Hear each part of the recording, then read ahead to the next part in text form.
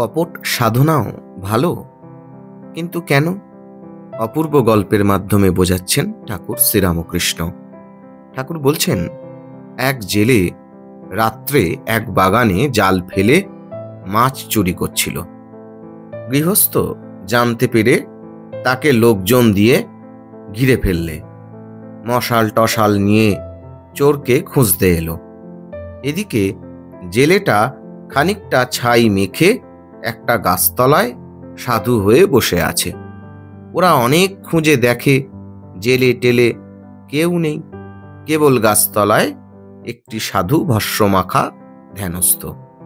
পরদিন পাড়ায় খবর হলো, একজন ভারী সাধু ওদের বাগানে এসেছে। এই যত লোক ফল ফুল সন্দেশ মিষ্টান্ন দিয়ে সাধুকে প্রণাম করতে এলো। অনেক টাকা পয়সাও সাধুর সামনে পড়তে লাগলো।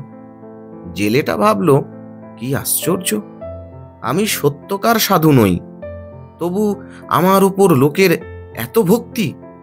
তবে সত্যকার সাধু হলে নিশ্চয়ই ভগবানকে পাবো, সন্দেহ নাই। কপট সাধনাতেই এত দূর চৈতন্য হলো। সত্য সাধন হলে তো কথাই নাই।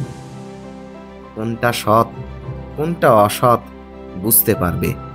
ঈশ্বরই সত্য, সংসার অনিত্য। এমনটাই অপূর্ব গল্পের মাধ্যমে বোঝাচ্ছেন ঠাকুর শ্রীরামকৃষ্ণ।